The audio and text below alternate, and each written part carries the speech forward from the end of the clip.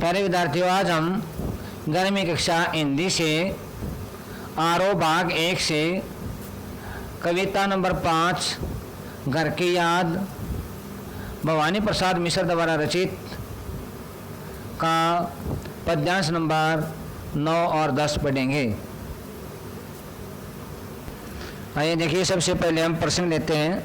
प्रस्तुत पद्यांश हमारी हिंदी की पाठ्य पुस्तक आरोह भाग 1 भवानी प्रसाद मिश्र द्वारा रचित घर की याद नामक कविता से अवतरित है। इसमें कवि अपने पिता का वर्णन करते हुए कहते हैं।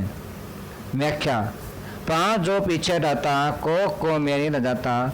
इसमें उस कवि की माँ कवि को के पिता को समझाते हुए कहती है कि यदि वह भवानी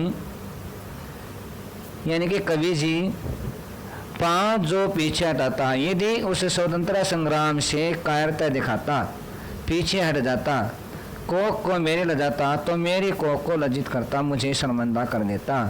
इस तरह हो नए कच्चे, इस तरह से आप उसको यानी कि उसके पिता को समझाते हुए कहती है कवि की माँ कि इस तरह हो नए कच्चे, इस तरह से तुम दुखी मत हो, रो पड़ेंगे और बच्चे आपको देख करके जो ये भवानी प्रसाद के भाई बहन हैं वे रोना शुरू कर देंगे।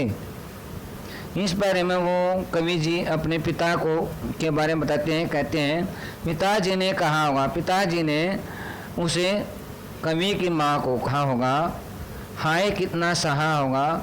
उसने कहा होगा कि मैं रो कहाँ रहा हूँ, और ये कह करके उसने कितना दुख सहन किया होगा। कहाँ मैं रोता कहाँ हूँ और कहाँ का मैं रोता कहाँ हूँ, धीर मैं खोता कहाँ हूँ, मैं अपने धैर्य को नहीं खोता हूँ। इस पद्यांश में कवि हरे भरे श्रावण मास का वर्णन करते हुए कहता है, हे सजीले हरे सावन, हे हरे भरे सावन मास, हे कि मेरे पुण्य पावन, मेरे को सुख देने वाले, पुण्य देने वाले, तुम बरस लो वे न बरसें, तुम वर्षा करना शुरू कर दो, लेकिन मेरे पिताजी न बरसें, मेरे पिताजी मुझे याद न करें। पाँचवें को वे न तरसें, मेरे को याद करके वो तरसे नहीं, दुखी न हों। मैं मजे में हूँ सही है, घर नहीं हूँ बस यही है।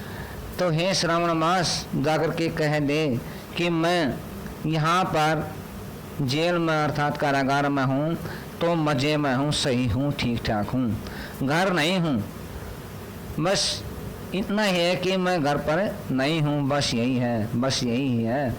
किंतु यह बस बड़ा बस है, परंतु मैं घर नहीं जा सकता, ये बहुत ही बड़ा बेबस है, दूसरे के अधीन हूँ, इसलिए मैं घर नहीं जा सकता। इसी बस से सब विरस है, इसी कारण से सभी दुखी हैं, अर्थात मैं भी दुखी हूँ।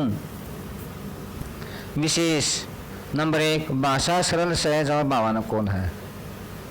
नंबर 2 कवि ने अपने माता पिता खासकर अपने पिता के दुख का वर्णन करते हुए वर्णन किया है। नंबर 3 तत्सम तद्भव शब्दों का सुंदर प्रयोग हुआ है। नंबर 4 वर्णनात्मक शैली का प्रयोग बहुत ही अच्छे ढंग से किया गया है। नंबर 5 प्रसाद गुण का भी प्रयोग दिखाई देता है। गढ़े करिए प्यारे विद्यार्थियों, जो ये पद्यांश पढ़ाए गए हैं इनको अच्छे ढंग से समझ करके याद करना है।